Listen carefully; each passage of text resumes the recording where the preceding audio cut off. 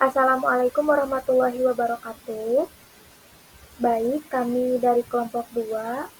Pada kesempatan kali ini kami akan mempresentasikan salah satu aspek pemahaman UBD, yaitu kemampuan interpretasi.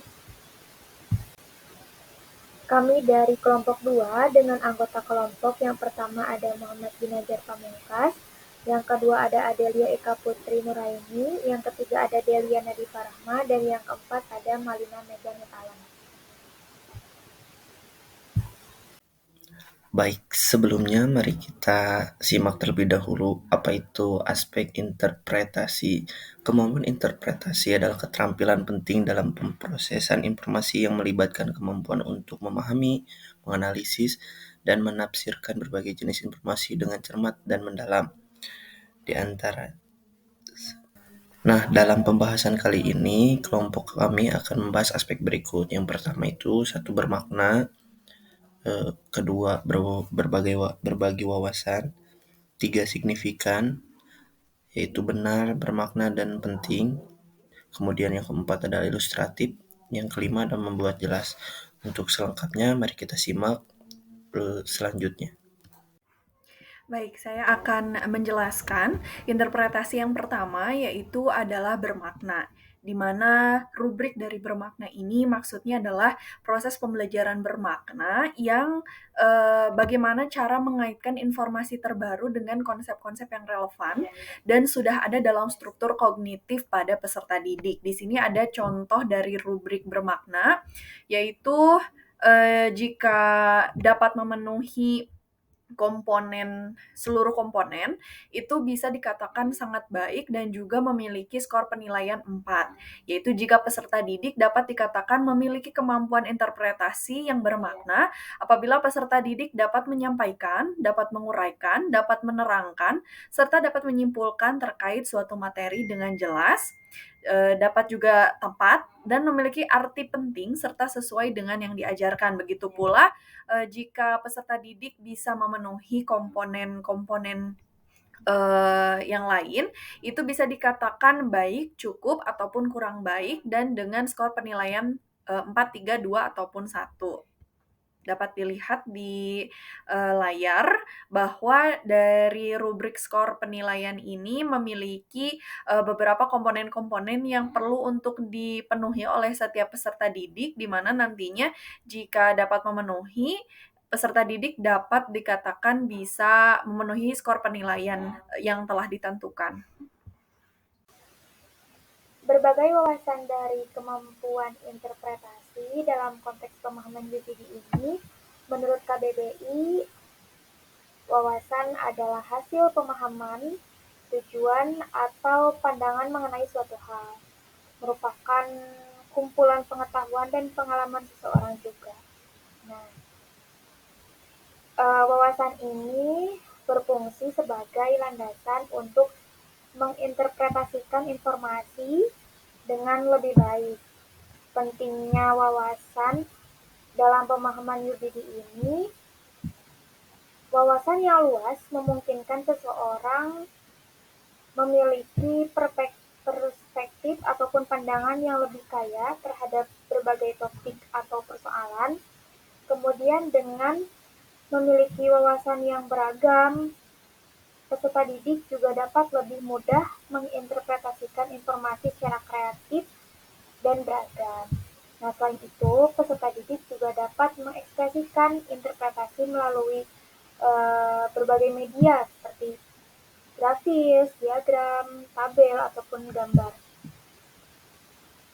Nah, dengan melalui pendekatan UBD ini, peserta didik juga dapat menggabungkan wawasan mereka dengan informasi yang mereka terima untuk menghasilkan pemahaman yang lebih mendalam. Selain itu juga peserta didik dapat menjadi lebih terampil dalam mengurai informasi dan menyajikannya secara kreatif.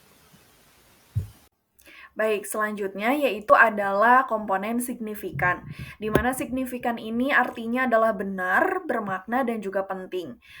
Benar, bermakna, dan juga relevan ini berarti karena dapat memberikan sebuah dampak dari suatu persoalan atau tidak bisa lepas dari suatu persoalan.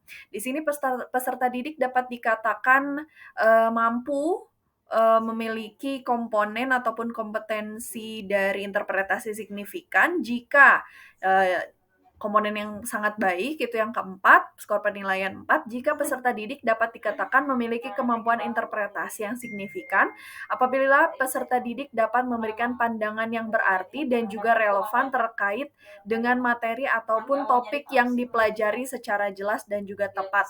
Begitu pula dengan skor penilaian 3, 2, ataupun 1, baik, cukup, ataupun kurang baik, itu peserta didik harus untuk memenuhi komponen-komponen yang telah ditunjukkan di dalam layar. Baik, selanjutnya yaitu ilustratif.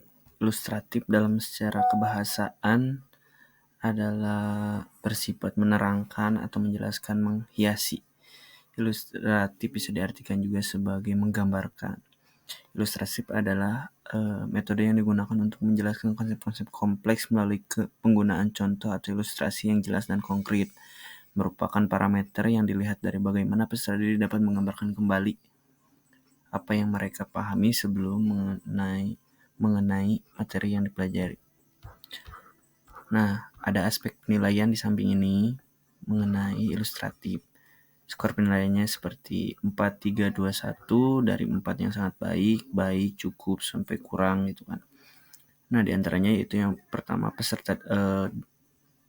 aspek ilustratif dikatakan baik atau sangat baik jika peserta didik dapat dikatakan memiliki kemampuan interpretasi yang ilustratif apabila peserta didik dapat menggambarkan hasil pemahaman dengan mendetail, sesuai, kreatif, tepat, terbaca, dan relevan.